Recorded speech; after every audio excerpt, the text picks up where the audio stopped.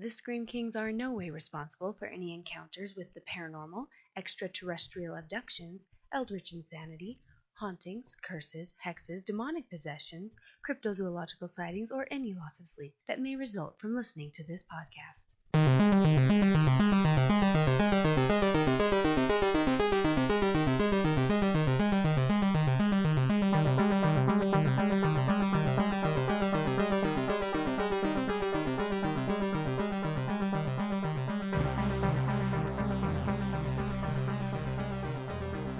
This is the Screen Kings podcast. I'm Max George. And I'm Nathaniel Darkish. The Mazik will find another broken podcast. Nathaniel, this is going to be a very exciting episode, though, as we have a very special guest joining us today.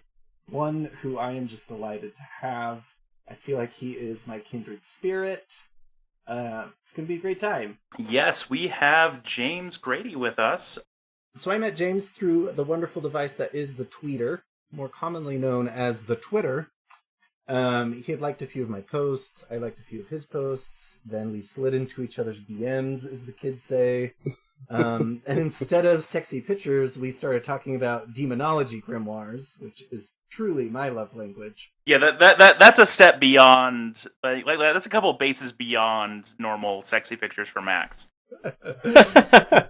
He showed me a very beautiful library filled with demonology grimoires, which really puts me to shame, James. I've got a lot to work on to reach your caliber of stuff. And we just kind of got to talking about the occult and religion and mythology, and we really kind of developed this awesome friendship. And I, of course, wanted you on the show because you're such a fascinating human being, and you have so many accolades and such a rich history, I think, with the horror genre.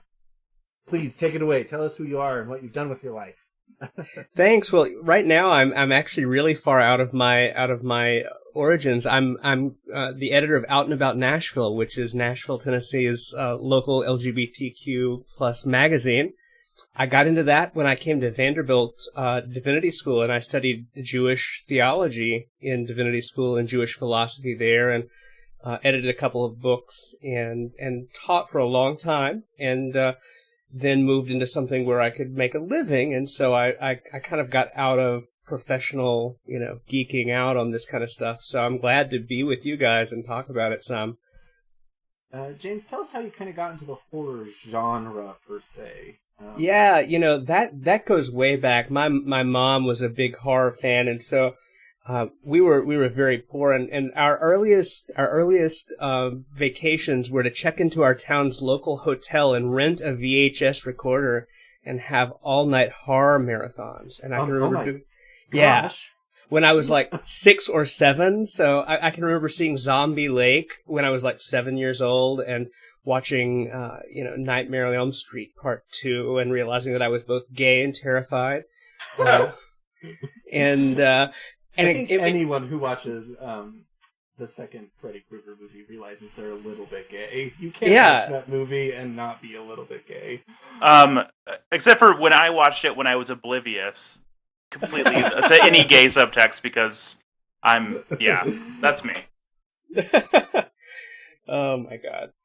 So I grew up on that stuff and reading Stephen King novels that were left in the bathroom, and fell in love with the Necroscope books and all kinds of horror. So I grew up reading that stuff religiously, so to speak. And then when I was in middle school, I discovered the Holocaust, and my interest in horror took a very historical turn. And so horror has just kind of permeated everything I did. I wrote an honors thesis at Emory on demonology, and wrote a master's thesis on exorcism and possession, and it's just always been evil all the time, I'm recording on my couch, and right behind me is a Ouija board. I've had it on a few of my big sponsor calls, and it's gotten quite the looks. So it's quite fun. I know, since COVID has us all at home, I have to decide, is this a meeting where I blur out my background, or is this not a meeting where I blur out my background? Yeah, I get that. All right, so this awesome background. I have to praise your mother, because really that is parenting at its finest, and teaching your kids about horror. What is your favorite horror movie that you've ever seen? Can you pick one for us? And maybe tell us a little bit why? Yeah, I have to say, Favorite's hard, but the most influential horror movie that I've ever watched is The Exorcist, because it's the one that really sent me down the road of like studying demonology and exorcism academically, and it kind of gave me an obsession. And so from there, The Omen and things like that. But The Exorcist really was the one that, made it more than just, the fun thing that I did on Saturday night. So, quick question then. Have you read the book, The Exorcist? I have a number of times. Do you prefer the book or the movie? You know what? I'm such a visually lazy person. I love the movie because I lack the ability to sort of visualize, and so when I read, it's words in brain.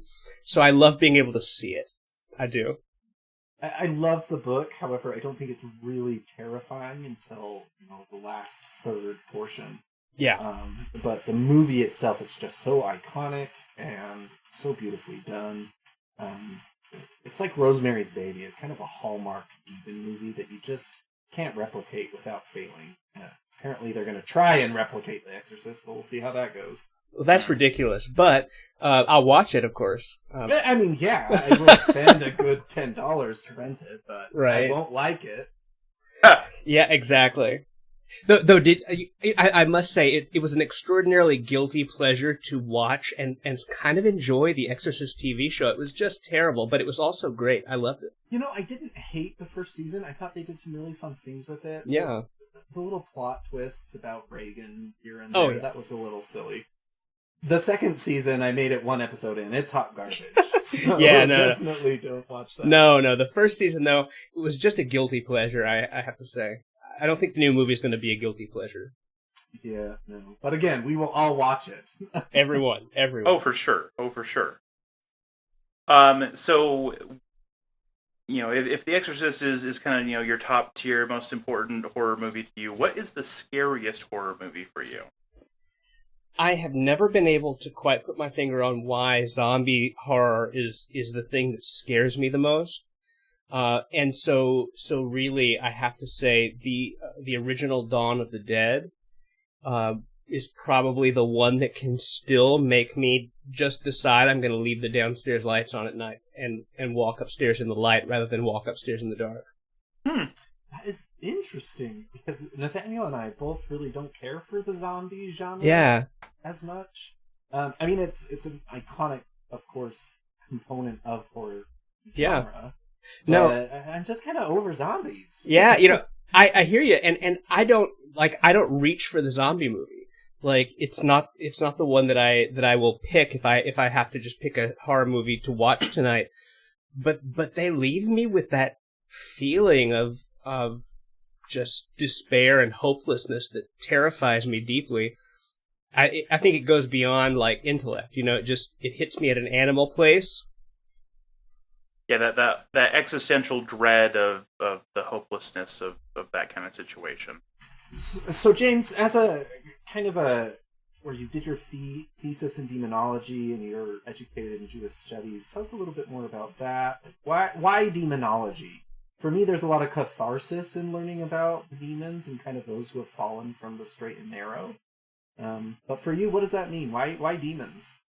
Well, I think, again, people don't associate it with Jewish studies, and for me, they were kind of separate. But I guess what I got obsessed with when I fell into, in my teen years, this fascination with tragedies like the Holocaust and the Soviet gulags was the radical evil of humanity.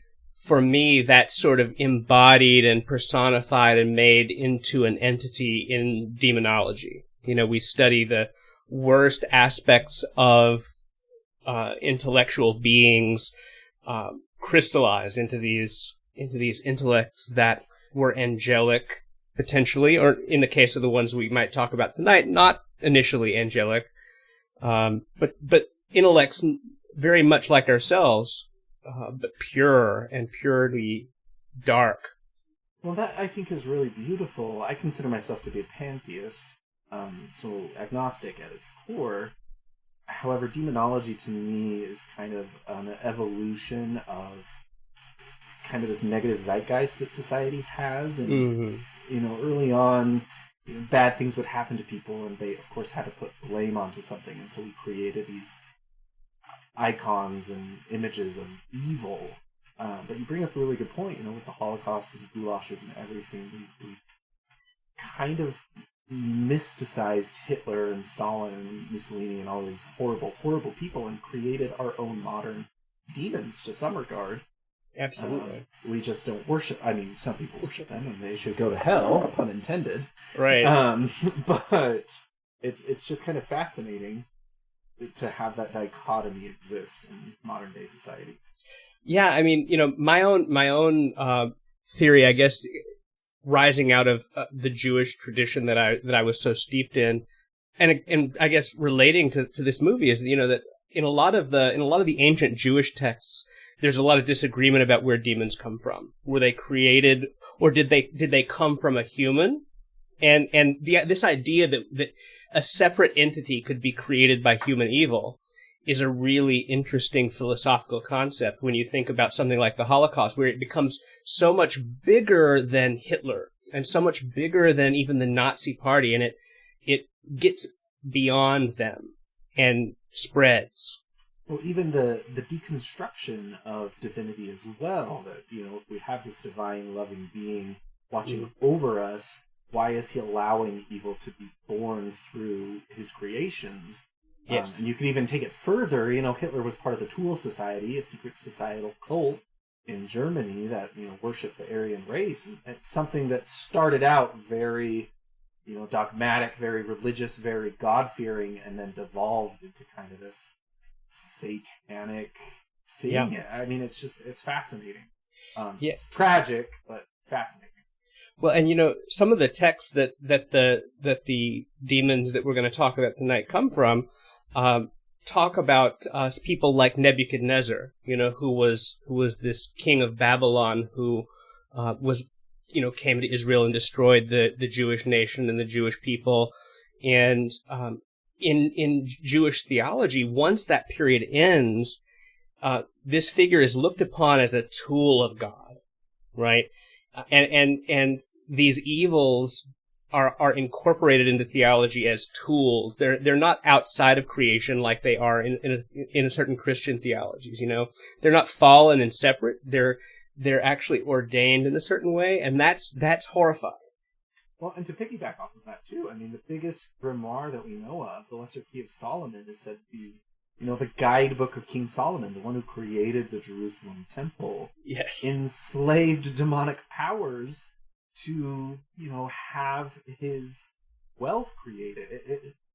It's a lot of the stuff that, modern Christianity, I think, don't know and understand and are a little bit afraid of.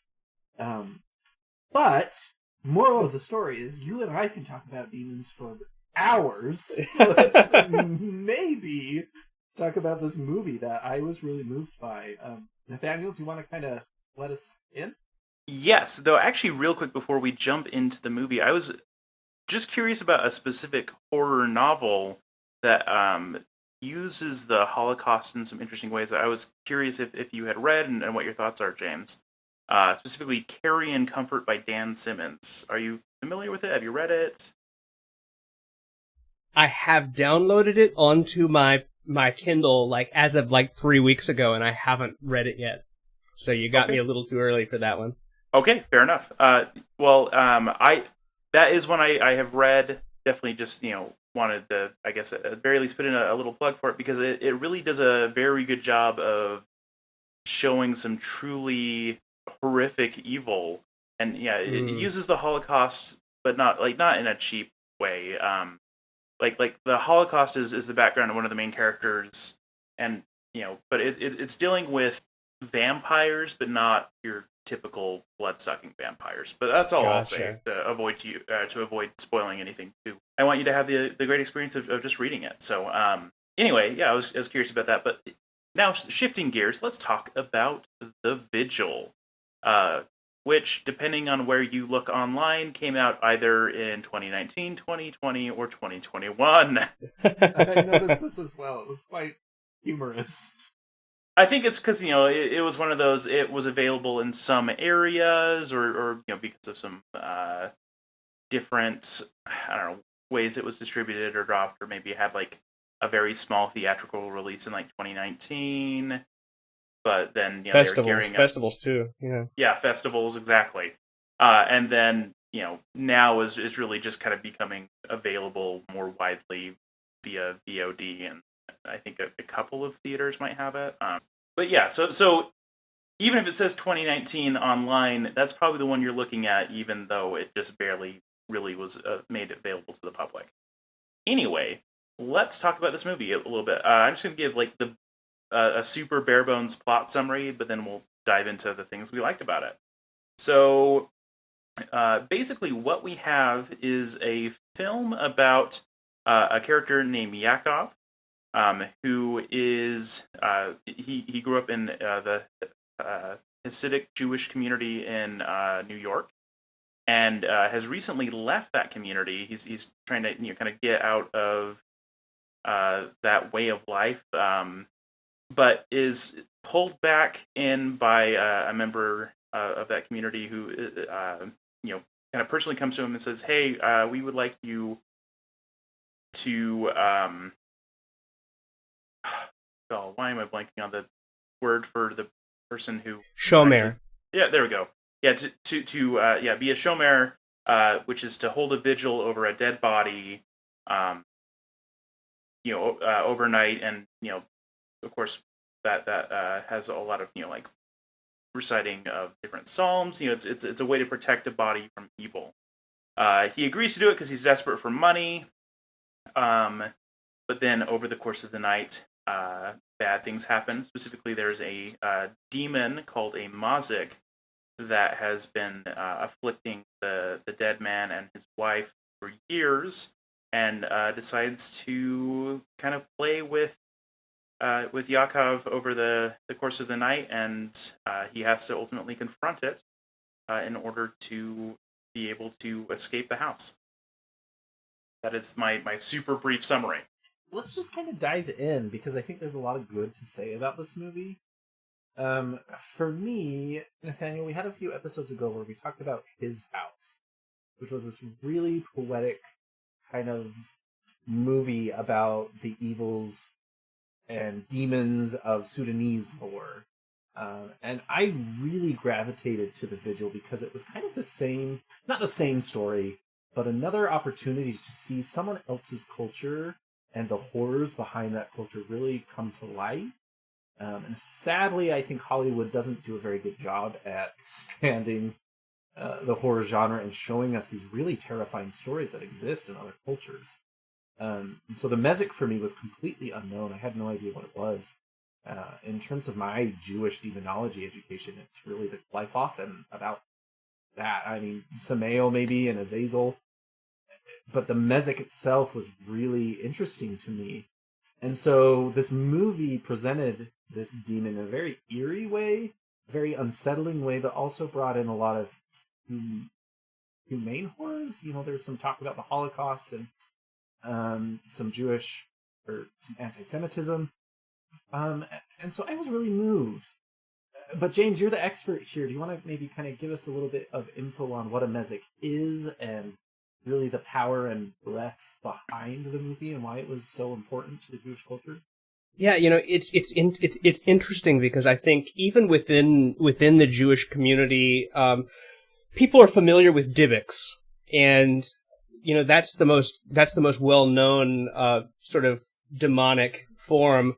And I was just doing a little research today and reading, and I was surprised to learn or be reminded that the Dybbuk only appears for the first time in like the 1600s in any Jewish literature. It's a new thing. Yeah, the Dybbuk to me kind of reminds me of like a poltergeist. Like absolutely, kind of seems to know about a poltergeist or a Dybbuk, and I think that Hollywood movie that came out a few years ago, is it Possession? Maybe. Yeah. Was about a Dybbuk, and then you have that rapper, I can't recall his name because Matisyahu. Yeah, kind of had that experience with a Dybbuk, and so I think it's a little bit more on par with what the culture is, aware of. But sorry to interrupt. Hold up. I don't know anything about Matisyahu encountering a Dybbuk, and I must know more. Oh, I don't know. He was in the movie. He was the rabbi, and he was the little. He was the yeah. He comes from that culture, though. You know, he's yeah. So yeah. But I mentioned the Dybbuk because, you know, Dybbuks come from human spirits. You know, they're sort of that scary ghost that has gone desperately wrong. And there is some literature that a Mazik has a similar origin. But if you go all the way back to when we first talk about Maziks, which, you know, dates back to at least the rabbinic era, 2nd to 6th century, there is speculation that runs the full gamut from God created the Mazik as a Mazik on the 6th day of creation. Interesting. That is, it's one of the intentional creations of God as it is. It's not an accident. And that actually you see in a Mishnah passage from Mishnah Avot that lists the things that God made during creation. That makes me feel kind of like it reminds me of kind of the story of Job, where God is talking to the adversary, Satan, you know, and kind of sends him on a mission that if a Mazik is a creation of a divine creature, that it would kind of serve a purpose to some regard. Absolutely, though it's a little bit different because in Jewish theology, especially in the biblical and early post-biblical period, Satan is not a fallen angel. Satan of course. You know, so, but of course neither are Maziks, right? Right. In this worldview. But so Mazik literally translates into something like damagers. They're beings of damage and destruction. And so their purpose, whereas Satan's purpose is justice, maybe taken too literally, the Mazik are harmers. They dwell in ruins, and they try to draw people into the ruins and the dark places and the cemeteries to bring them to harm. Kind of in a way similar to like will-o-wisps. They're kind of leading someone to do something nefarious, I imagine.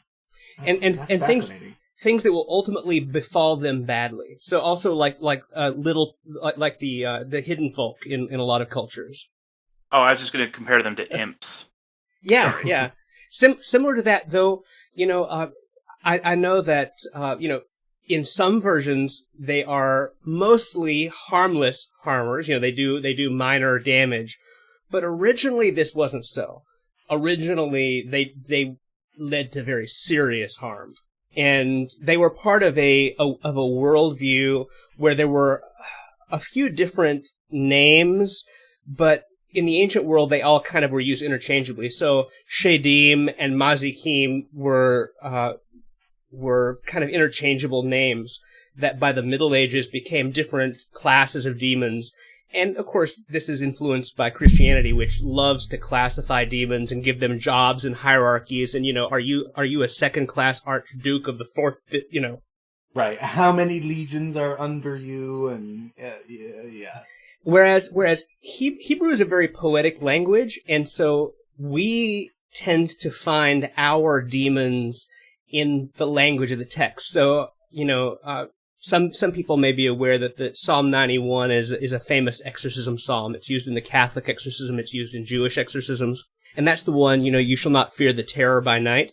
According to the rabbis, that psalm actually names a whole bunch of demons because it says, thou shalt not be afraid of the terror being the name of a demon by night, nor of the arrow being being a demon that flieth by day, nor for the pestilence, dever, which is a demon, nor for the destruction, ketev, that wasteth at noonday. And so each one of those things that it's naming are the names of demons. And so it's kind of an all-purpose exorcism in that way. Well, and that is incredibly poetic, especially because I think a lot of Christianity pulls demons from previous cultures that exist. And you have Beelzebub, Moloch, all of these other demons that were deities to pagan cultures, but this Jewish tradition really just kind of inherently had not necessarily demons, but almost adversaries is what it sounds like. Exactly. And because the language itself is so poetic, you know, nouns are directly derived from verbs, and so anything static also implies something moving and living. You get these states that can also be actors, right? So pestilence is a thing, but it's also a an activity. So, with all of this in mind, what are your thoughts on the Vigils? What do you think it did right when it came to Mazik and other kind of components of Jewish lore? I think that it embraced so much of the lore around the culture, down to how do you guys feel about spoilers? Do we do spoilers, or we are a spoiler? Yeah, go ahead, Nathaniel. We just lean into that because otherwise we can't really talk about what we want to talk about. Okay, so this is not too bad of a spoiler, but for instance, there's a scene where he's sitting as the showmare, and there's a light that goes out. The light bulb bursts, and there's an ancient Jewish custom that when you're sitting as the showmare, you have a light that you put at the head of the dead body, which is where that light was when the bulb went out. And it's at that point that it really goes downhill fast. This is why you're on this show, because moments like this, you just think like, oh yeah, that's a horror trope that they gotta do. But that's poetic. I love that.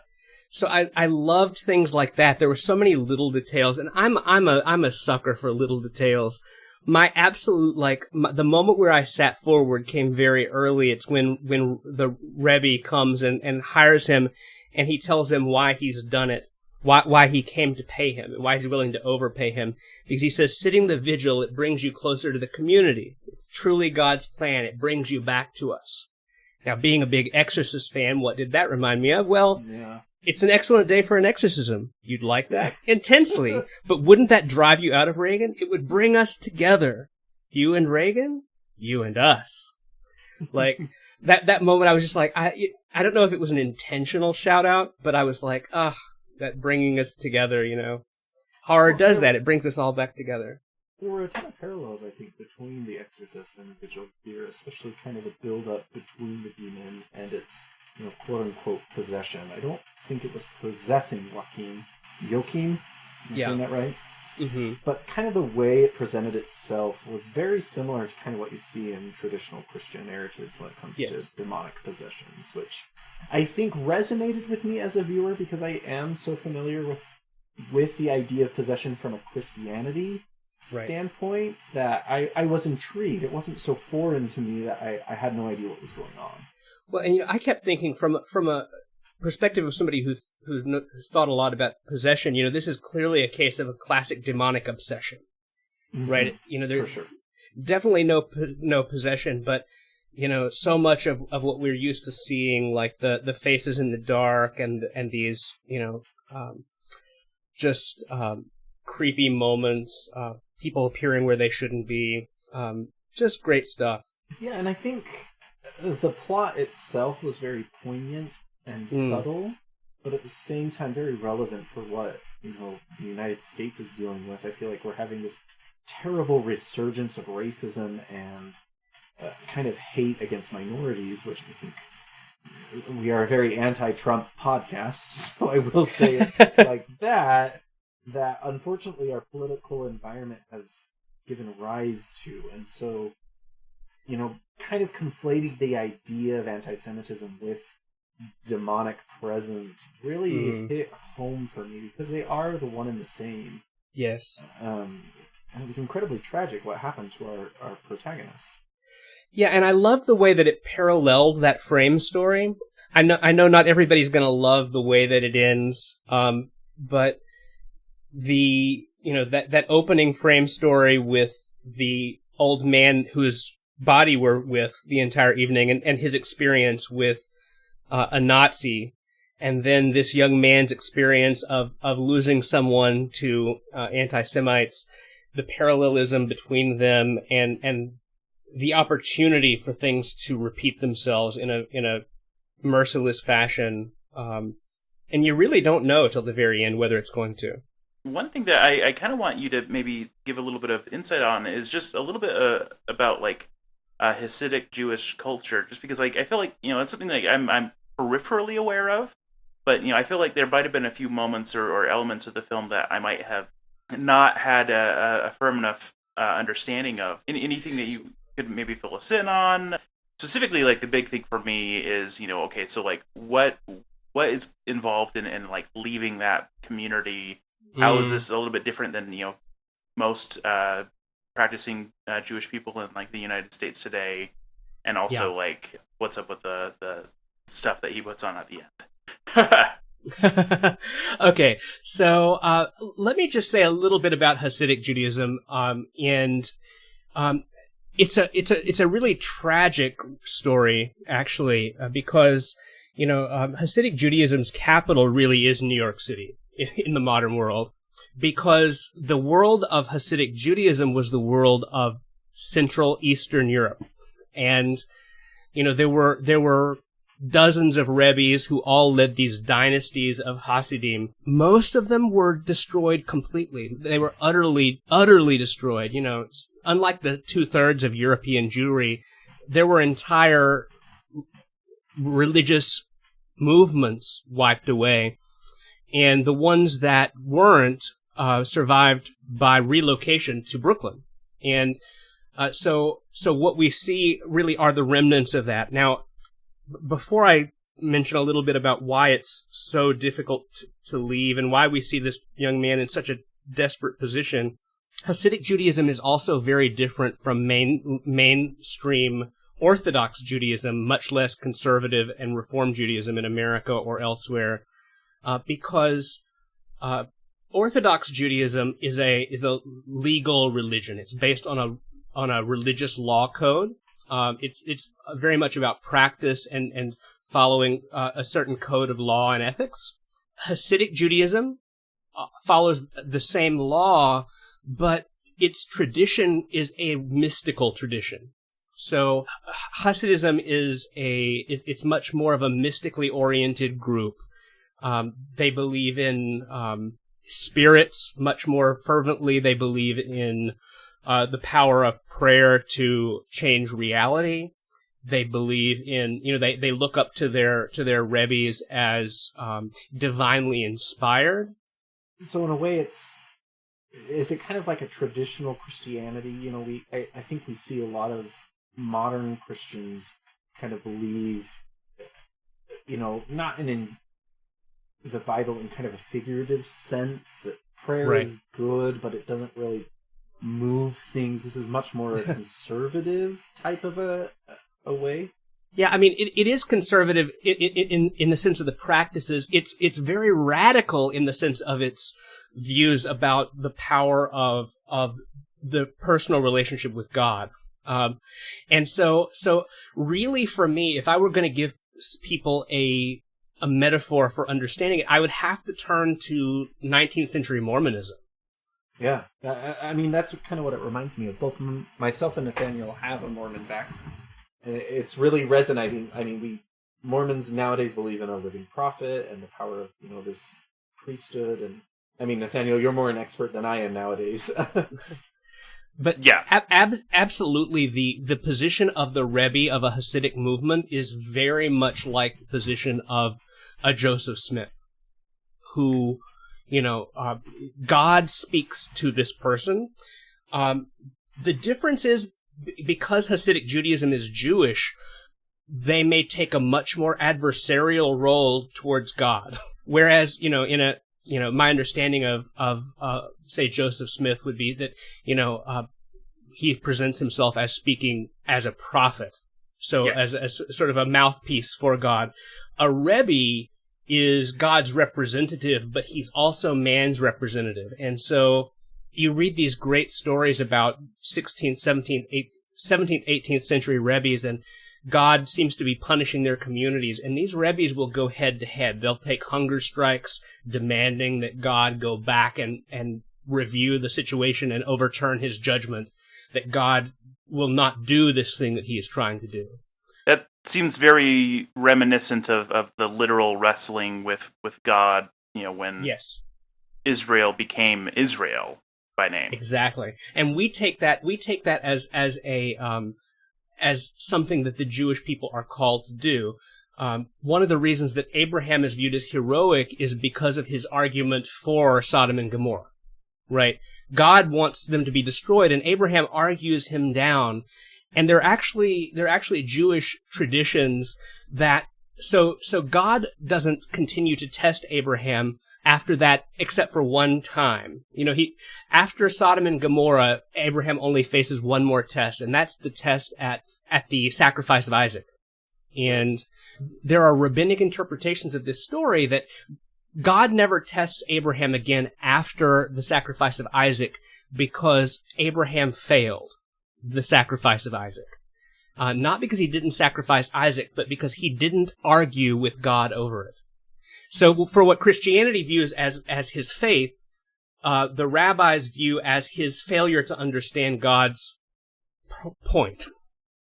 Well, and I love that, and I think it is really beautiful, and something that modern Christianity has lost a lot of is kind of the hubris of the divine, that they are these omnipotent beings that have such an influence on us. But at the same time, like the ancient Greeks, Zeus was an adulterer. He had these fallacies, and Jewish tradition, prophets are not revered because they speak to God, but because they fight and defend humanity. Right. And I think there is a deep, powerful kind of spiritual connection with that we're all liable to make mistakes. Right. Even the divine. And how connected can we feel to the divine if we understand that they are not infallible? I don't know. I'm just very moved by that description of Jewish lore. Thank you for sharing. Absolutely, thank you. And one of the reasons that I wanted to push us back to that is to then come forward and say, so we meet somebody coming out of that tradition, which develops into Hasidic Judaism in this very mystical form. So it takes all the sort of the charismatic faith tradition, and it brings it into the Jewish context. But it also brings it into this context where this community is forced out of Eastern Europe by the Holocaust to Brooklyn, New York. And they come here speaking Yiddish, looking different, and they do not integrate. They build their own communities. They wall themselves up, metaphorically. And so you'll notice almost everybody in this movie that's from the community has an Eastern European accent, but none of them are immigrants. They're all born in America, and none of their parents were immigrants. Their parents were all born in America, but we're talking about communities where in the year 2020 they have Yiddish only schools in their community. So English is not their first language, even though they're third generation Americans. They grow up speaking Yiddish and they learn English. On top of what you might see with, say, Church of Jesus Christ of Latter-day Saints. Imagine if they didn't speak English either, how much harder it would be to get away. Yeah, and I mean, I don't want to make any comparisons between the two, but as an ex-Mormon, I resonated with this character quite a bit because it grow up with this entire paradigm of what life is supposed to be. Yes. This mysticism of prayer, this mysticism of priesthood, this mysticism of prophets, and then all of a sudden you make the decision to completely remove it from your life, and you feel lost, and you feel broken, and a lot of your peers are still within that religious dichotomy. Right. And it's hard to function, and it's kind of a mindfuck, to be vulgar. Yeah. And so, for me, that resonated really, really deeply, and it brings in the thematics and the symbology of a Mezek even more because, it's this creature that in the show, and I'm not 100% sure if this is accurate, has its face kind of turned back and looking towards the past. And what a powerful symbol for something like this, that your guilt and your shame is caught up so far in your past and what you were. And if you can burn that and start to look forward, how liberated you'll feel. Yeah, it's that trap. Yeah, and so just relative to the Mozzik having its head turned around, so I listened to an interview with the director of the film, and so he talked a little bit about like why he chose to go with Mozzik, and a lot of it was just that like he's tired of seeing only Dybbuk's and that kind of thing. Yeah. He knew that there was more to offer in his culture, and so he decided to go with a Mozzik.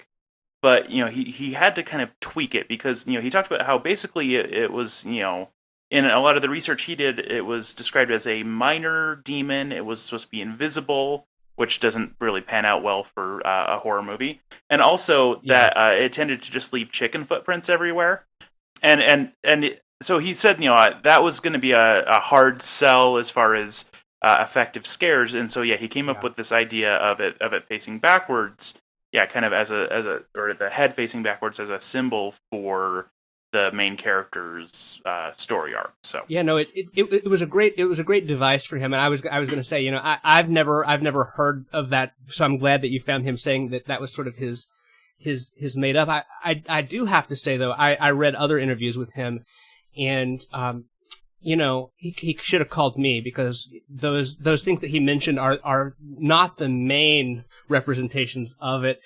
There's some great stories about they have these almost like astral bodies. They're made of subtle matter, and so they can be seen in some descriptions. They just don't cast shadows. Yeah, well, I read they're very similar to the Jinn. Yeah. Kind of these elemental spirits. Right. Here we see the weakness of looking to the Jewish tradition for a definition of something, because like these things are described in so many different ways. Were they created by God on the sixth day, or are they the result of an evil spirit, an evil human? Both things are said by authorities. So, I mean, and at the end of the day, when it comes to demonology, there's so much personal interpretation. I mean, who created this idea that Satan had cloven hooves and horns? Right. It is all interpretive. A furry. Yeah, essentially. I am sorry to all our furry listeners, but Satan is part of the... Well, don't discount Satanist furries. They have a right to exist as well. Absolutely. If they're not hurting anyone, you worship Satan in the best way possible. But the point I want to get at is we embellish so much these ancient narratives that who knows what is right and who knows what is wrong. And I think the poetic part of it all is it's open to interpretation. Yes. Which is why I love being an agnostic. Is God to me is a very personal creation, a very personal feeling, and no book or no religion or culture can tell me otherwise. And for me, there's beauty in that, and I understand that that's not everyone's narrative, of course. So we've kind of veered off track of the movie, which, again, I could continue to talk about this because I'm obsessed. I regret nothing. Overall, I think the movie was good. It's not perfect. There were parts that I really, really enjoyed. I think it had a very well-developed sense of eeriness to it from start to finish. I think this poor little babushka, I did not like her at the beginning of the show, and then I really was rooting for her at the end. Yeah. A few more points that I really, really enjoyed is I think I mentioned it, though, that the demon allegory of having its head turned back really resonated with me. I went through a very nasty divorce. I focused a lot on kind of the negatives of my past. And so watching this individual kind of fight his past and move forward with his future was awesome for someone who has kind of been through the gamut with that. But also I really enjoyed that the end of the movie wasn't his faithful devotion back into religion. Right. He had this very profound experience with this demonic entity. And I was worried that they were just going to be like, oh, okay, and now all of a sudden he's this zealous Hasidic Jew again, all over. And it wasn't that. And I think that gives him a lot of credibility. That this moment didn't define him. He had this moment where he had to come to terms with who he was and what he believed in, and that was his decision to make. Could I hop in there for just a second? Absolutely. Hop in wherever you please. At the end, he puts on his tefillin. He puts on these traditional Jewish prayer elements, and he says these traditional Jewish prayers. And honestly, I think the beautiful part about that is, he makes it through this night. He saves this old man's soul, and what he can take away from this is he can be Jewish and not fall back into the trap of that kind of Judaism. I do like your point there that he does use the symbols of his faith, and uses the prayers and all of that. Like that is a weapon, and that he can have faith, but it doesn't have to take the same shape as it did before. Could you speak a little bit to what the nature is, of all of those, I guess, I don't know, ceremonial pieces of clothing and stuff that he wears when he finally has his final confrontation are? Yeah, so he for those of you who are lovers of leather, he's wrapping tefillin, which are leather phylacteries. I know that sounds sexy. Not as sexy as you want them to be. Wait till you see the movie; you won't think so anymore. Maybe someone will. I'm sure there's someone on Tumblr right now ready to go. Yeah. Yeah. No, there's for everything. I've got some here at home if you really like them.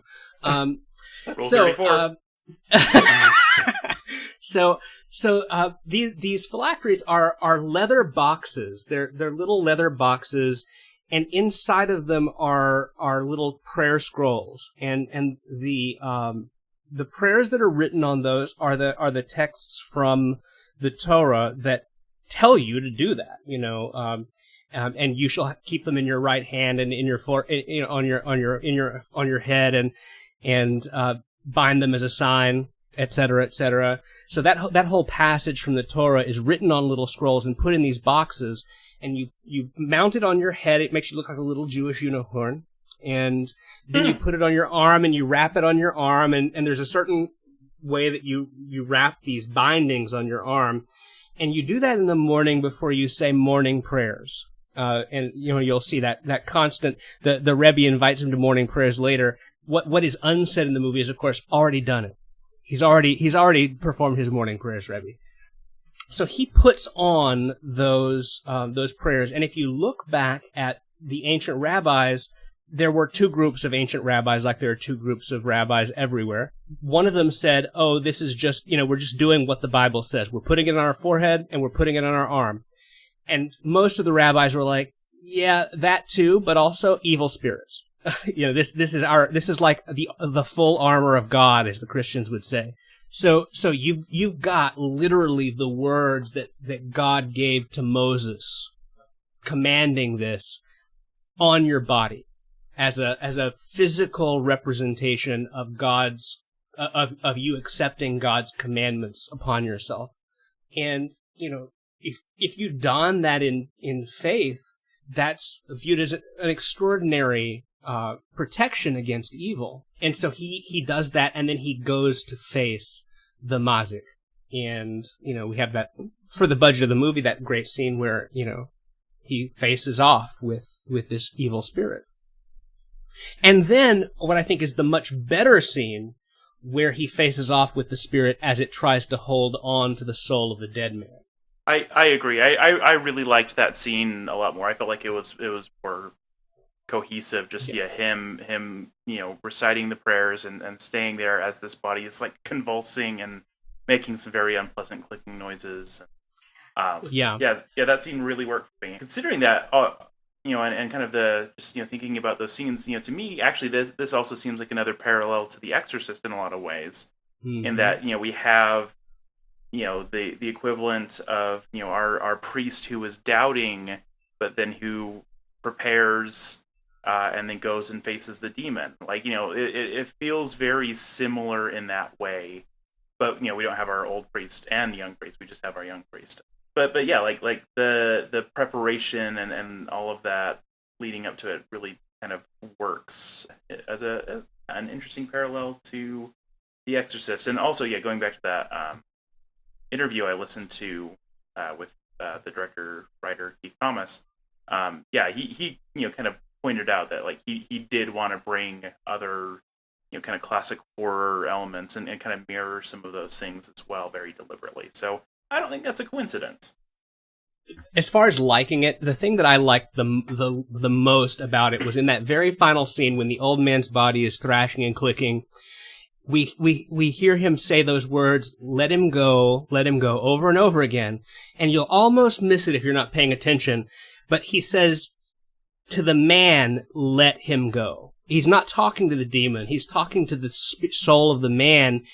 And that, to me, sort of finally brings that theme home, right? It's not the demon that has control over the man. It's not the demon who is holding on to the man. It's the man who's been holding on to his demon. Yeah, and I think that tracks for what the magic is, right? It's kind of this poltergeist that sticks to a spirit, and forces you to relive the worst moment. And because of that reliving and that constant looking back, we get attached to our traumas. We find it hard to live without them. Yeah, they become comforting to some regard.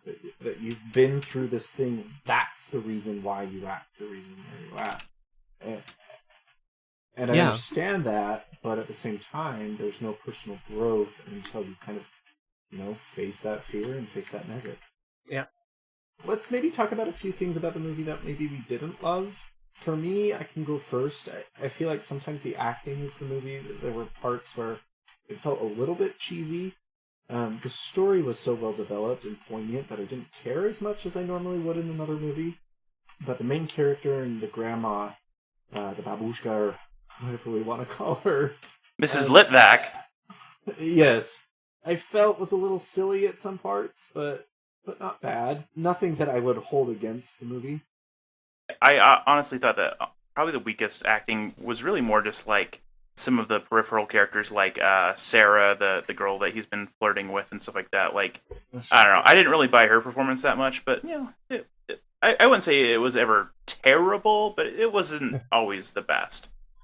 And I have to say, when I saw the notes about this, that's what I thought that you might be going for. But for me, having met people who have left that world, those people reminded me so much of people that I've met because they aren't used to interacting with people in a normal way.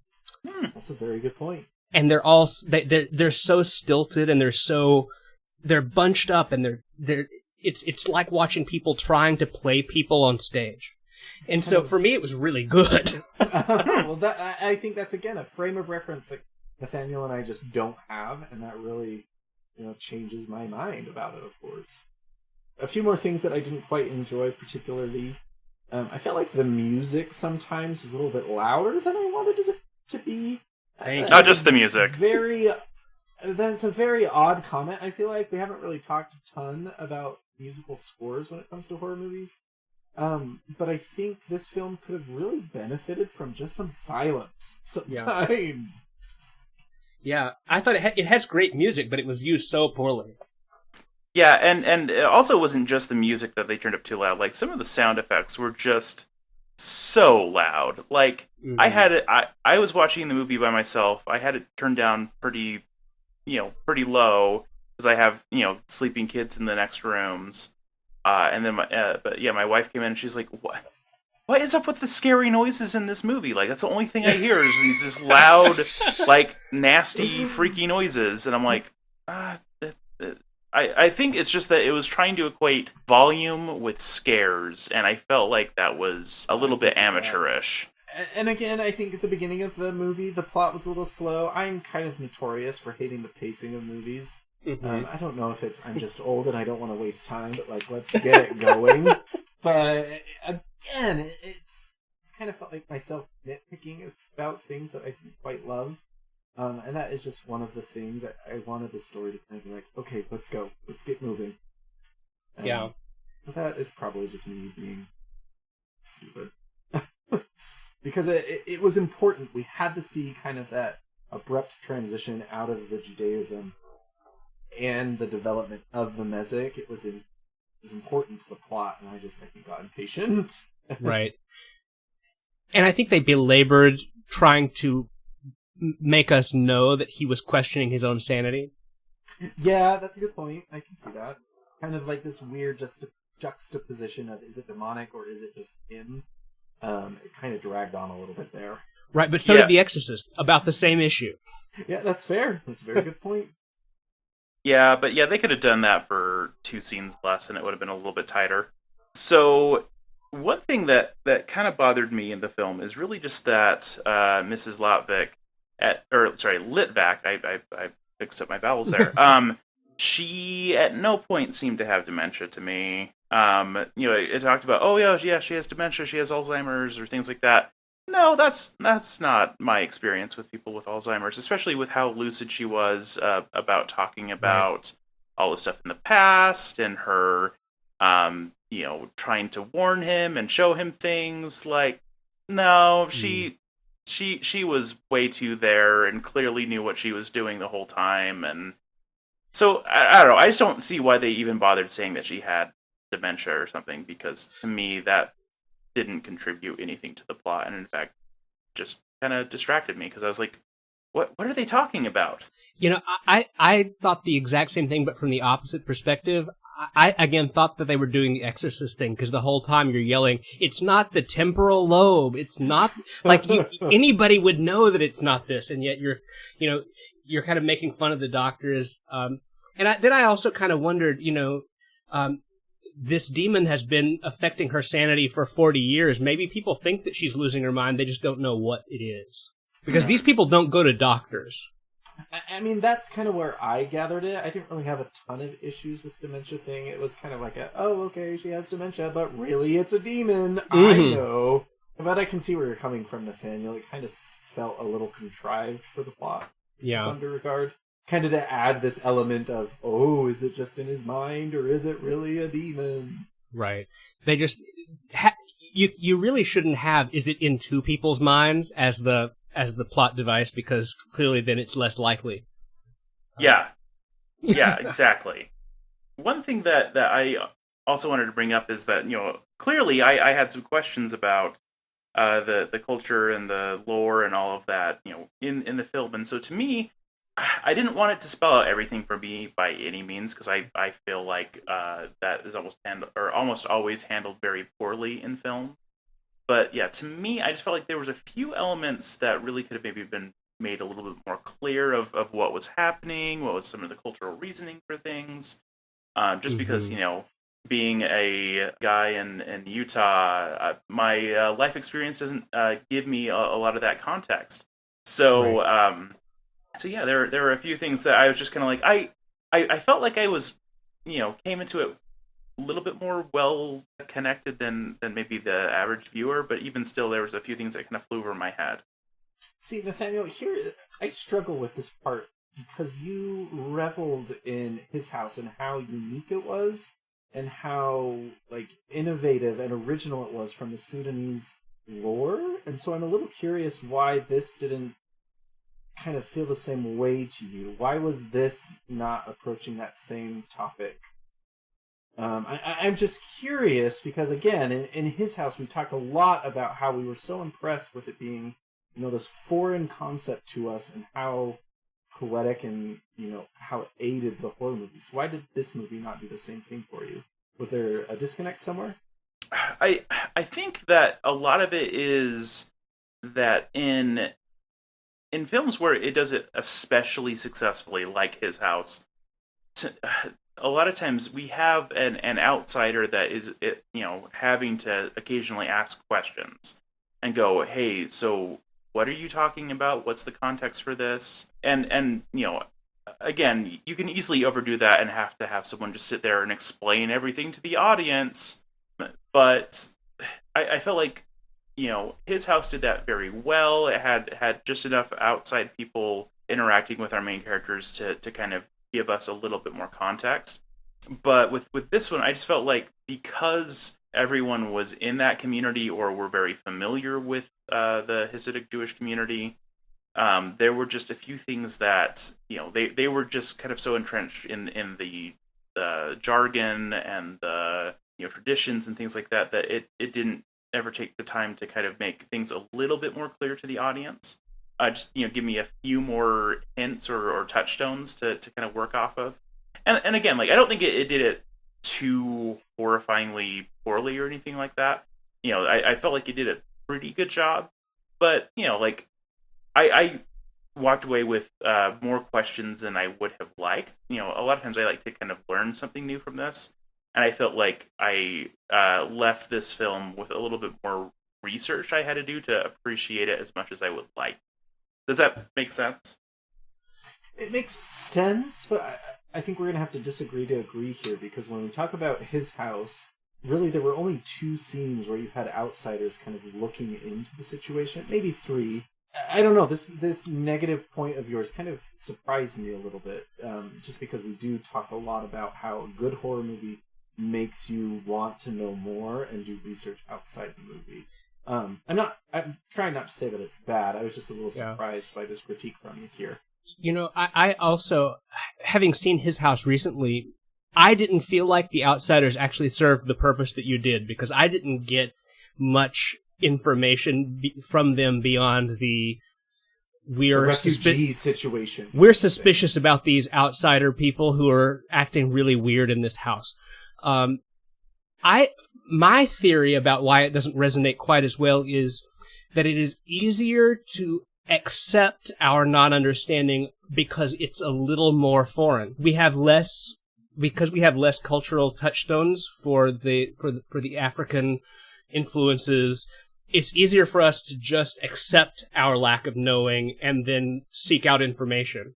Whereas, unfortunately, I think coming from a Christian context, a lot of people feel like they know more about Judaism, and then when they come up against Judaism as it's actually practiced, they realize, oh, wait, do I not know about that? So, I don't know. For me, I find a lot of people have that experience of Judaism when, for instance, when they come visit us at synagogue.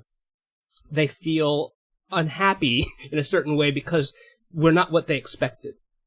Yeah, I think that is a great point, because I definitely felt my ignorance in a much more frustrating way, I guess, with this, considering that, because like, if I don't know stuff about Africa, well, of course I don't, because the education system has never given me beans about that when I was growing up.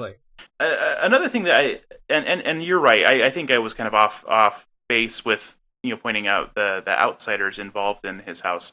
I think maybe the difference is that for a lot of his house, the way that the story was told, it was kind of unraveling this mystery of why this was happening. And so when we had that big revelation of why exactly they are being haunted by that entity, and I'm not going to get into spoiler territory because I don't want to spoil it totally for everybody. well, that, and also it's just like, if someone's listening to this episode and haven't encountered his house yet, I'm not going to spoil that moment. Watch it for sure, and then listen to our episode about it. But I felt like that made a lot of things have a lot of context and make a lot more sense to me. Mm-hmm. Then with this film, I felt like I didn't necessarily have big revelations that kind of clarified some meaning or some of the things that were happening. Yeah, I can see that, and I think we armchair quarterbacking. One of the great scenes was the moment where he sees the video of the man doing some explaining. Doesn't feel like you're being told, but you're being told some things. I think they could have worked a little more into that. They could have worked a little more of that. The old man's research, dropped elsewhere, but yeah. I wonder too, Nathaniel, if it's a moment of a narrative. For me, I felt like I, had this moment where I was confronting my past again and realizing that no, this does not define who I am. I don't know. I think we can talk about this for, much more than we have time for in a podcast. I think what really speaks to the testament of this film is that it allows every person to kind of interpret it in a little bit of a different way. Mm-hmm. For me, it was about resonating with my past. For you, James, I think it spoke a lot to your Jewish heritage. And Nathaniel, even for you, it kind of had a different meaning. And that is a hallmark of a good movie, that there's one message, but somehow it transforms and evolves to mean so many different things to different people. Oh, yeah. And that, at the end of the day, I think is more important than anything else. With that, do we want to maybe go into kind of our ratings and how scary we thought this film was? Yeah, absolutely. For me, let's start with crowns. So, James, again, for some context, we rate this movie on a scale of 1 to 10 crowns, because we're the Scream Kings, how good we thought it was. And I started out with an 8. As we've kind of been discussing and talking about it, I'm leaning more to an 8.5, even a 9. I think I appreciated this movie a lot more after talking about it with everybody. So that's where I stand. Nathaniel, how about you? So I'm going to be the downer on this one. I gave it a 6. There are a lot of things I really, really like about this film. I really enjoy a lot of the story elements, but the little bit more amateurish filmmaking things kind of bothered me more than maybe I should have let them. But yeah, I don't know. I had a hard time with just how much it was just, screamingly loud whenever anything spooky was happening and things like that. And I felt like, there's just a few moments that were too difficult for me to parse at certain times, and other times it was bashing me over the head with information. I don't know. I just don't feel like this filmmaker quite found his sweet spot yet. But I will say that I plan on watching whatever he makes in the future, because I think as he gets better at his craft, it will, I'll be rating future films of his, much higher. See, Nathaniel, that kind of blows my mind a little bit again, because you said it was bashing your head over with information, but we just had this huge conversation about not having enough conversation or information. So the only thing I guess I'm confused.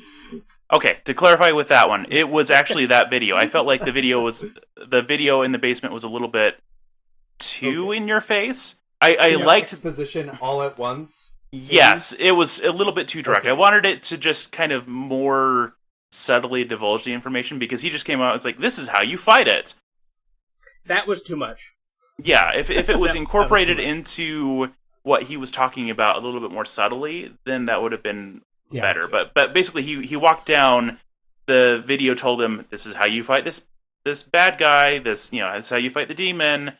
And then suddenly we have our creepy moment, and then we stop looking at the video. So that was too on the nose for me. But that was the only part I was talking about with that. Sorry, James, how did you feel about it, crowns-wise? Yeah, I'm just gonna pop right in there though and say, I thought that video was the only way to get the information out about the Mazik that made any kind of sense. So I liked that up until that point. I agree about the telling him how to defeat it. But, yes. So I gave it a 9. I'm inclining towards a 9.5. Put everything else aside. Name a better Jewish horror movie that's been made in the last 50 years. I can't. And so for me, it's just a it's an achievement in that sense. It's not like The Possession. It's not like Dybbuk box knockoff movies. It's a legitimate Jewish horror in the tradition of The Exorcist, and that's not something we've got. We don't have that. So I think it's a 9 for me. Well, and I think that is important to recognize, because it's diversity within the horror genre. We're always talking about this classic cis-het white final girl, and we're tired of that trope, and we want something different. And then we're presented with this beautifully crafted Jewish movie, and we need to give credit where credit is due, I feel. Yes, here's to many more Jewish horror movies, because I really want so much more now. Like, this has definitely piqued my interest in a lot of really intriguing ways. So yeah, please, I really hope that this filmmaker goes on to make another dozen Jewish horror movies. Though the next movie he's making, I think, is actually a Stephen King adaptation. So who knows if he will totally go off the rails there and never revisit Jewish horror. I hope that's not the case. I would love, though, Ari Aster or A24 to get a hold of some Jewish lore, some Kleifloff, or some sort of Kabbalah, because I think they would do it in such a subtle but realistic way. And we are very die-hard A24 Ari Aster fans here, but I think he would do it. He would take the poeticness of this movie and just beef it up 1,000%. Yeah. All right, let's talk about screams. Yeah, how scary was this movie, Max? For me, I gave it a 6. I feel like some of the horror tropes that we saw were a little, routine.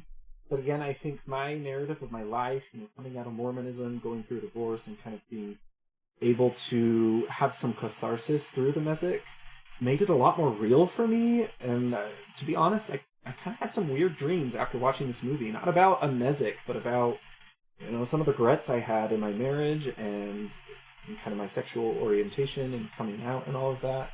To some regard, I kind of dealt with my own personal Mesic. So that's why I gave it a 6. How about you, Nathaniel? I gave it a 4. I felt like, there were some really great creepy moments, but as a whole, like, just this style of scare with, mostly just like a lot of like unnatural movements or things like that, just doesn't quite get under my skin like it used to. So it was a 4, but that's probably mostly me being very desensitized to this type of horror. And how about you, James? So, I have to say, beautiful movie. It made me think a lot. It made me feel a lot. I wasn't that scared. Yeah. I do think it's a great horror movie. It's just not that scary. And I think part of that for me was just the cleanness of the resolution. In The Exorcist, you at least have some death and you have some extra loss, etc. So I would probably go 5. Just reading some stories from the rabbis today that were scarier than this movie. So, we gotta ramp up the game from the 6th century. Well, let's kind of start to wrap the show up a little bit. James, just for some context again, how we usually end the show is we call the segment Staying Spooky. And this is what, TV show, what movie, what book, what podcast are you listening to that is within the horror genre? It kind of allows us an opportunity to shout out other horror creators out there. For me, I have been fascinated lately with the serial killer, the Night Stalker. They did a little call out to him in the Netflix documentary about the Cecil Hotel. Mm-hmm. And there was this artist's rendition of him that just stuck with me for far too long, and it was terrifying and creepy, and so naturally I needed to watch more documentaries about him. And Netflix has an incredible documentary. It's just called The Night Stalker. It's a 4-part little miniseries. It is terrifying, and I think I have found my limitations. I can watch the most grotesque horror movie, but when it comes to like serial killers and the real life horror that humans can cause, it kind of gets under my skin. I had to stop doing my serial killer kick for a few days because I was just getting a little too... And I'm going to undermine everything I just said because I recently found a new podcast called What Makes a Killer. They just started their 2nd season, but the first season was a 12-episode kind of little mini-series about the most infamous serial killers out there and kind of breaking down what happened in their lives and how they became serial killers and what lessons we can learn from that. Being kind, just because people are different doesn't make them bad, and kind of putting it all together in a little bit more of a bigger picture that is terrifying and creepy to learn about these serial killers from all over the world, but also very uplifting, as odd as that sounds, about we gotta be better people than we are. So that is how I am staying spooky. James, how have you been staying spooky? I've been on a little bit of a horror comedy kick lately, so I really enjoyed Freaky, which I did not expect to when I saw it. Have you guys seen that? I still need to watch it. It's Vince Vaughn. Vince Vaughn is a serial killer, and he and a high school teenage girl switch bodies like Freaky Friday, but now he's able to use her to kill people, and she's trying to get her body back. So it's fantastic. And Bloody Hell, which is a bit more of an action horror comedy about a guy who is sort of like Mission Impossible, but captured by a murder family in Australia. Norway or something like that. And he has to kill this murder family to escape. And also their teenage daughter falls in love with him. So. Both of those sound like my jam. Definitely, Freaky was already on my radar, but Bloody Hell is now definitely going to be a must-watch. So how I've been staying spooky lately is I just recently read the newest Stephen King novel, which is called Later. Based on the cover and based on the fact that it was published with like by a paperback like crime publisher, I didn't expect it to be a horror novel, but it was. It's about a guy who can kind of see ghosts, Sixth Sense style a little bit, but he has that start to go horribly awry when his mother's girlfriend, who is a cop, forces him to start using his powers for hunting for some especially nasty people. It's really fun. It's, I don't know, it was quite a ride all the way through. It had some really surprising and just like I almost dropped the book kind of references to some other Stephen King stuff that I did not see coming. Some very notable things that I was like, oh wow, okay, cool. I mean, he definitely always ties all of his stuff together, in like this greater universe. But this one was a turn I did not expect.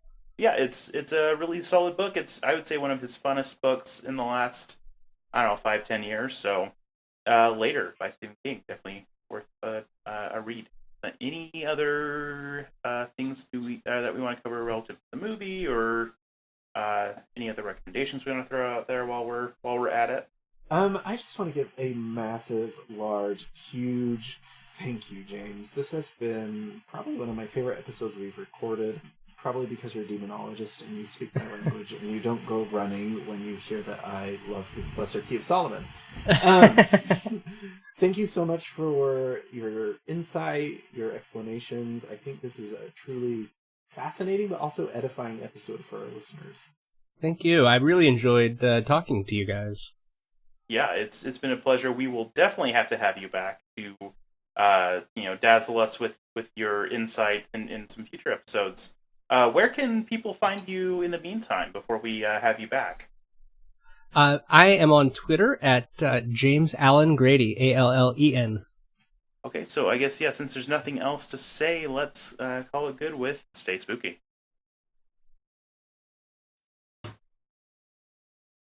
Are you not going to say it, Max? Stay spooky.